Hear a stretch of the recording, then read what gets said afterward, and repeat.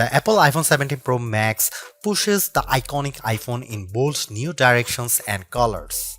It's recognizable but different in ways that make it eye-catching. The performance is stellar and the cameras set a new high watermark for smartphone photography. For people who demand more from their smartphone, there may be no better choice. If you are looking different in your iPhone shopping journey, the iPhone 17 Pro Max has you covered. It's not just that fetching cosmic orange, the unexpected hue hit of Apple's eye-dropping event. Apple's iPhone 17 Pro Max features a fresh design with new materials and a broad and bold product spanning camera plateau that adds a distinctive flair to what had become a somewhat tired design. Inside, the changes are no less significant, from the powerful A19 Pro chip to the new vapor chamber supported heat management system, which enable enough performance to support every peak and valley of your experience.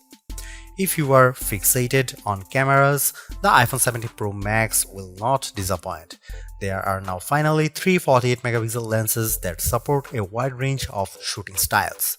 Perhaps the most notable of the three is the new 48-megapixel 4x optical zoom lens that also offers access to a sensor crop 8x zoom, which, thanks to selecting the center pixels from the larger sensor and an upgraded image pipeline, delivers some truly eye-popping photos.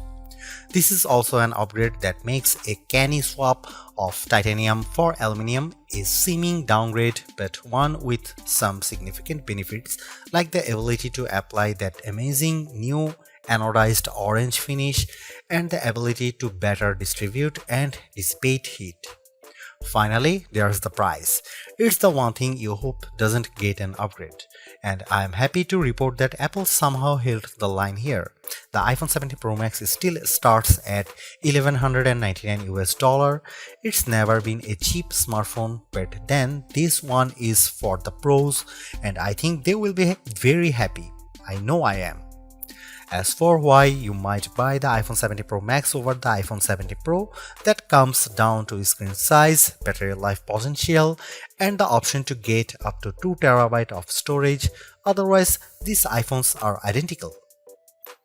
The iPhone 17 Pro Max was announced at Apple's eye-dropping event on September 9.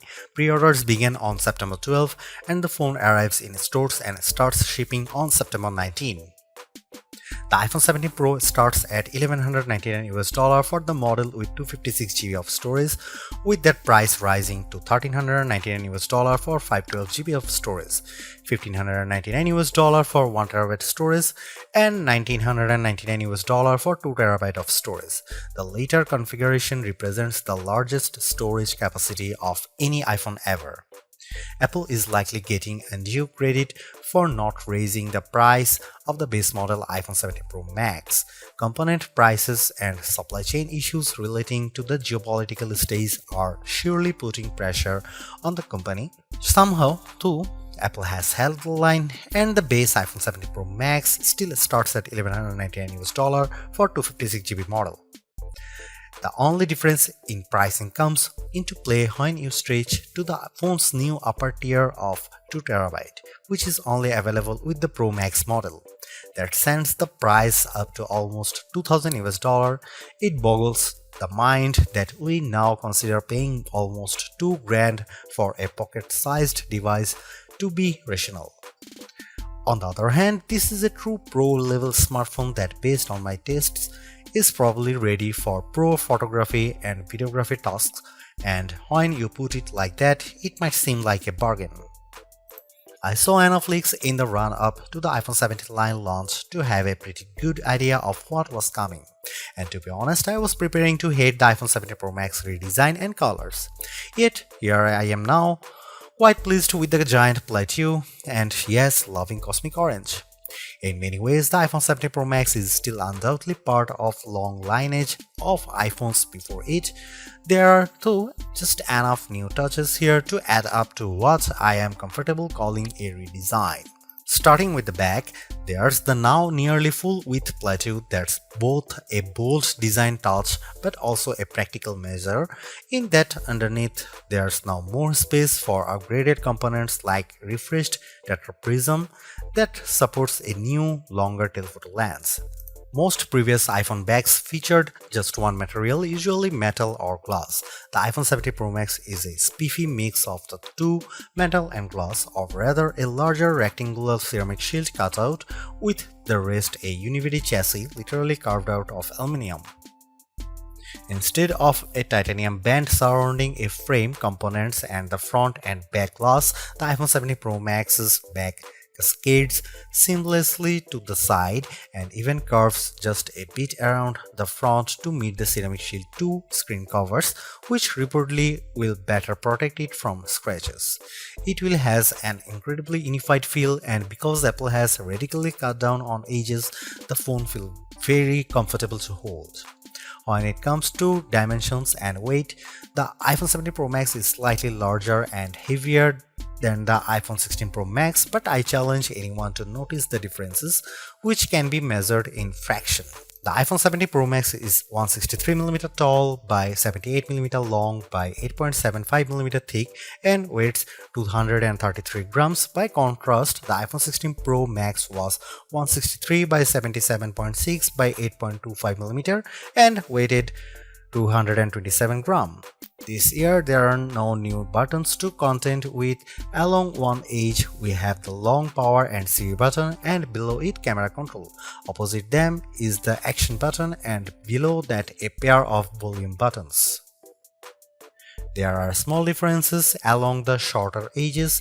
On top, an antenna cutout is now visible, and on the bottom, the pair of speaker grills appear larger. If you want to lie the phone flat, you'll have to place it screen down, even though the back plateau is nearly the full width of the phone. The tri-camera array still bumps out even further, and between this and the wide metal bump, this phone lies on its back at a slightly more extreme angle than the iPhone 16 Pro Max. The switch from titanium to aluminum provides not only some useful heat management and energy efficiency benefits, it's also opened the door for anodized color options. I don't know where Apple got the idea for cosmic orange, but I actually love it. It's bold without being garish. There's also silver and the very deep and inky deep blue. Apple sort of explained its color choices to me and even the loss of black, but I think this is just Apple mixing things up and possibly giving a nod to all the pro level folks who buy this phone for creative pursuits. Orange is a color that will get you noticed. Apple's redesigned plateau is not just an aesthetic choice, it's a practical one. Underneath that now larger raised platform is a lot of technology, including a new tetraprism to support Apple's longest and highest resolution telephoto lens ever. It's simply one highlight of a stellar iPhone 17 Pro Max camera system. There are a total of 4 cameras, with Apple calling the rear trio fusion cameras. The main camera is 48 megapixel, ultra-wide is also 48 megapixel, and telephoto also 48 megapixel with 4x optical, and the selfie camera is 18 megapixel. Those specs only tell half the story. In general, you are not shooting at the full frame 48 megapixel resolution, or rather, you might be using all 48 million pixels to produce a high quality 24 megapixel or even 12 megapixel to produce an 8x optical quality sensor crop. The ultrawide will by default shoot 12 megapixel macro photos. In virtually every instance, this is a case where less is more. Apple uses all that pixel information and its remarkable image pipeline to deliver fantastic photos with true life colors and exquisite detail. Here are some camera samples of the iPhone 17 Pro Max.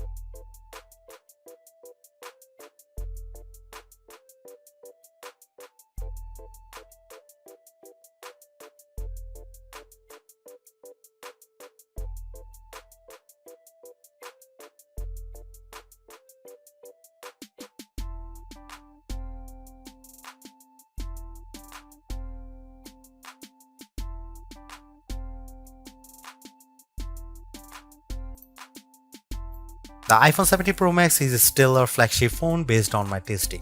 You get a more powerful zoom camera, better sustained performance, and the longest iPhone battery life ever, a head-turning design.